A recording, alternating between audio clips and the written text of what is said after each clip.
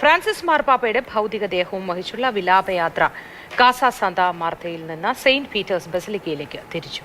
ആയിരക്കണക്കിന് വിശ്വാസികളാണ് Santa Martha സ്ക്വയറിലൂടെയുള്ള വിലാപയാത്രയിൽ അണിനിരന്നത്. Saint Peter's ചതുരത്തിൽ 3 ദിവസം പൊതുദർശനമുണ്ടാകും. സെന്റ് മേരി മേജർ ബസിലിക്കയിൽ ശനിയാഴ്ച ഇന്ത്യൻ സമയം ഉച്ചയ്ക്ക് 1:30-ക്കാണ് സംസ്കാര ചടങ്ങുകൾ. അമേരിക്കൻ പ്രസിഡന്റ് ഡൊണാൾഡ് ട്രംപ് അടക്കം നിരവധി ലോക നേതാക്കൾ സംസ്കാര ചടങ്ങുകളിൽ പങ്കെടുത്തു.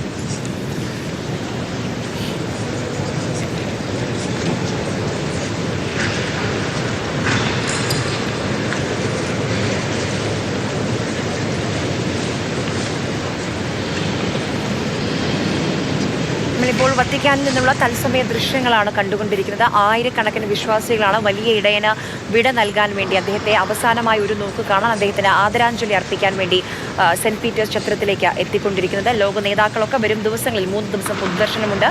വരും ദിവസങ്ങളിൽ അദ്ദേഹത്തെ കാണാനും അദ്ദേഹത്തിന് അന്ത്യാഞ്ജലി അർപ്പിക്കാനും ആദരമർപ്പിക്കാനും വേണ്ടി എത്തിച്ചേരും വത്തിക്കാനിലേക്ക്.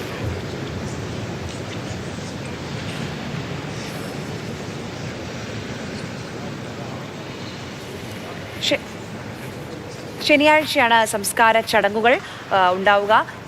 അദ്ദേഹം പ്രത്യേകം തന്നെ അദ്ദേഹം രോഗാവസ്ഥയിലായ സമയത്ത് തന്നെ എങ്ങനെയായിരിക്കണം അദ്ദേഹത്തിൻ്റെ അവസാന യാത്ര, അത് സംബന്ധിച്ച കൃത്യമായ നിർദ്ദേശങ്ങൾ നൽകിയിരുന്നു. അതനുസരിച്ചായിരിക്കും വത്തിക്കാൻ മുന്നോട്ട് പോവുക.